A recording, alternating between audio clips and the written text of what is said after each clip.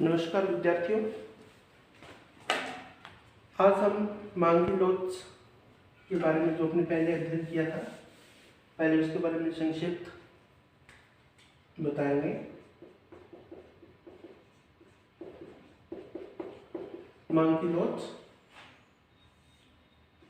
वस्तु की कीमत में परिवर्तन के कारण मांग में जो परिवर्तन है, कीमत में परिवर्तन के कारण मांग में जो परिवर्तन होता है उसे अपनी मांग की लोच कहते हैं। मांग की लोच की 5 श्रेणियां थी। ईपी बराबर अनंत, ईपी बराबर 0, ईपी बराबर 1, ईपी मोर देन 1 और ईपी लेस देन 1। अधिक लोचदार, कम लोचदार, लोचदार, शून्य और पूर्णतः लोचदार। मापने की 3 विधियां पढ़ी थी अपने। कुल व्यय विधि, प्रतिशत विधि, बिंदु लोच और चाप लोच। आज हम देखेंगे उदासीनता वक्र या तटस्थता वक्र, इंडिफरेंस कर्व।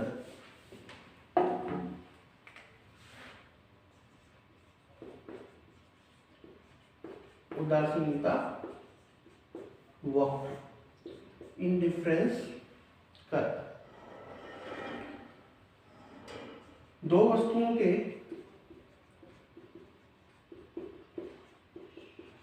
विभिन्न संयोगों को मिलाने वाला वक्र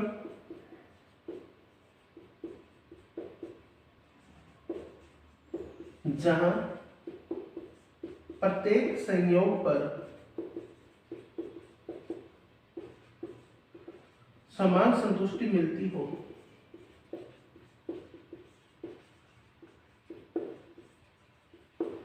उदासीनता वक्र कहलाता है। उदासीनता वक्र के लिए दो वस्तुओं का होना अनिवार्य है। एक वस्तु को आप कम खरीदोगे, दूसरी को ज्यादा खरीदोगे। दो वस्तुओं के विभिन्न संयोगों को मिलाने वाला वक्र जहां प्रत्येक संयोग पर समान संतुष्टि मिलती है, उदासीनता वक्र कहलाता है। उदासीनता वक्र के लिए प्रतिस्थापन की सीमांत दर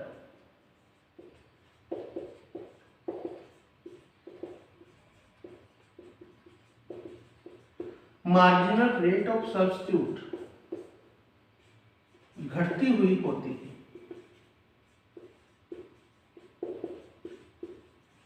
इसी के कारण जो उदासीनता वक्र है वो मूल बिंदु की ओर उन्नतोत्तर होता है।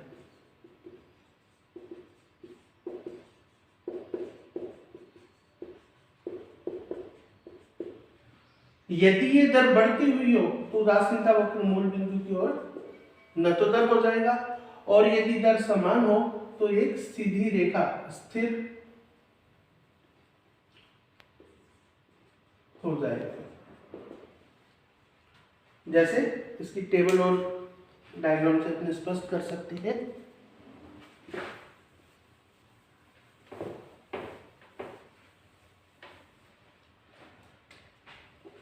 पहले होंगे वस्तु के संयोग, कॉम्बिनेशन से डिफरेंट कॉम्बिनेशन के बाद एक्स वस्तु अपनी कितनी परचेज कर रही है, वाई वस्तु अपनी कितनी परचेज कर रही है, और उनके लिए प्रतिस्थापन की सीमांत दर क्या है। मान लिया अपने 5 संयोग थे। एक्स वस्तु की मात्रा लगातार बढ़ती हुई ली है, तो वाई वस्तु की मात्रा में कमी करेंगे। यदि अपनी एक वस्तु की मात्रा को बढ़ाएंगे तो दूसरी वस्तु की मात्रा में कमी करनी ही पड़ेगी, तभी यह नियम लागू होगा, अदरवाइज उदासीनता वक्र अपने नहीं बना सकते हैं। वस्तु की एक इकाई, वाई वस्तु की इकाइयां 20, अपनी इच्छा से कितनी भी लिख सकते हैं। लेकिन जब अपनी सेकंड बार एक्स वस्तु खरीदी, x वस्तु बढ़ाइए तो y वस्तु में कमी करेंगे, कितनी भी कमी आप दिखा सकते हो, जैसे अपने 16 कर ली। x वस्तु की 1 इकाई बढ़ाई, y की इकाइयां कम कर दी 4। अब नेक्स्ट टाइम जब x वस्तु की इकाई बढ़ाएंगे तो y में और कमी करेंगे, लेकिन ये कमी 4 से कम होनी चाहिए। जैसे 13 तो 3 का डिफरेंस हो गया, 2 का डिफरेंस कर दिया और 1 का डिफरेंस कर दिया। ये होती है प्रतिस्थापन की सीमांतर, जो कि लगातार घटती हुई होती है। उदासीनता वक्र के लिए प्रतिस्थापन की सीमांतर घटती हुई होगी, तभी उदासीनता वक्र में मूल बिंदु की ओर उन्नतोदर बनता है। यदि यह दर बढ़ती हुई हो तो उदासीनता वक्र नतोदर हो जाएगा।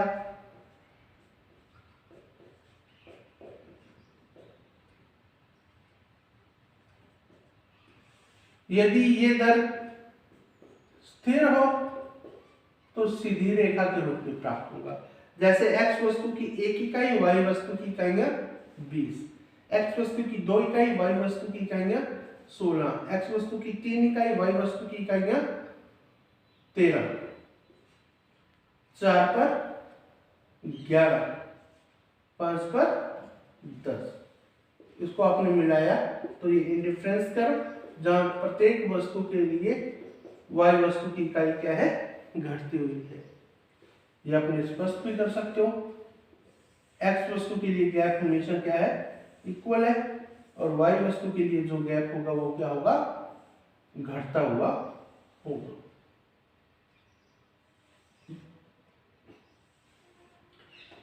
y के लिए गैप घटता हुआ है, इस तरफ x वस्तु है, इस तरफ y वस्तु है। ये मूल बिंदु की उन्नतोदर है, ये अपना उदासीनता वक्र है। यदि बढ़ती हुई दशा में नहीं होता है कि 20 वस्तु तो घटेगी लेकिन 20 का डिफरेंस बढ़ेगा, 19, 17, 14, 10। x को बढ़ाया, y को कम किया, 20 का डिफरेंस क्या हो गया, बढ़ता हुआ। पहले 1 का डिफरेंस, फिर 2 का, फिर 3 का और फिर 4 का। इस तरीके से जो डिफरेंस है तो यहां मूल बिंदु की ओर ये नतोदर बन जाएगा। नतोदर का मीनिंग है x वस्तु तो सेम है, लेकिन y के लिए गैप अब क्या होगा, बढ़ता हुआ होगा। पहले y के लिए गैप क्या था, घटता हुआ, और y के लिए गैप क्या है, बढ़ता हुआ। और यदि ये दर स्थिर हो तो यानी कि प्रत्येक बार 2 का डिफरेंस आ रहा है तो उदासीनता वक्र एक सीधी रेखा के रूप में प्राप्त होगा।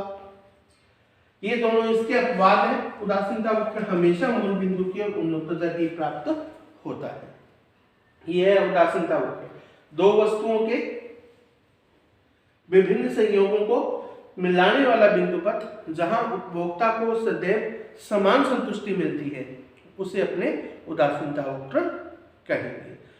अब है उदासीनता वक्र की विशेषताएं। पहली विशेषता इसकी यही है कि यह मूल बिंदु की ओर उन्नतोदर होता है, अर्थात प्रतिस्थापन की सीमांतर घटती हुई होती है। यानी कि x वस्तु की मात्रा में वृद्धि करेंगे तो y वस्तु की मात्रा में जो कमी है वह घटती हुई दर से होगी। इसी कारण से उदासीनता वक्र मूल बिंदु की ओर उन्नतोदर होगा। दूसरी विशेषता है उदासीनता मानचित्र। प्रत्येक व्यक्ति के लिए संतुष्टि का स्तर भिन्न भिन्न होता है, इसलिए प्रत्येक व्यक्ति के लिए उदासीनता वक्र भी भिन्न भिन्न होंगे। किसी को संतुष्टि अधिक मिलेगी तो किसी को कम मिलेगी। नेक्स्ट, उदासीनता वक्र किसी अक्ष को टच नहीं करेगा। मान लो ये यहाँ टच कर रहा है तो इसका मीनिंग है यहाँ केवल एक ही वस्तु ली जा रही है जबकि दूसरी वस्तु शून्य है। ऐसा उदासीनता वक्र नहीं हो सकता कि एक केवल एक वस्तु खरीदे जबकि दूसरी वस्तु अपनी खरीदे ही ना। ऊंचा उदासीनता वक्र वो सदैव अधिक संतुष्टि को बताएगा।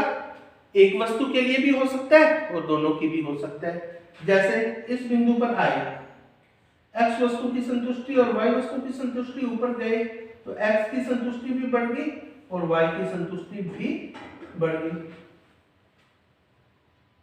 या यूं बनाए, अब x की तो वही है लेकिन y की संतुष्टि बढ़ रही है। इसका मीन ऊंचा उदासीनता वक्र है वो सदैव अधिक संतुष्टि को दर्शाएगा।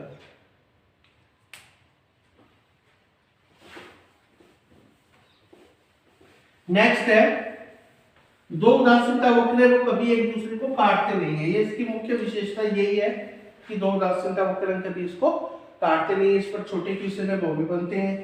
जैसे उदासीनता वक्र है IC1, दूसरा उदासीनता वक्र है IC2। ए बिंदु पर एक दूसरे को काट रहे हैं। x वस्तु की मात्रा OX, y की मात्रा OY। एक सीधी रेखा खींची अपने, B और C बिंदु मिल गया।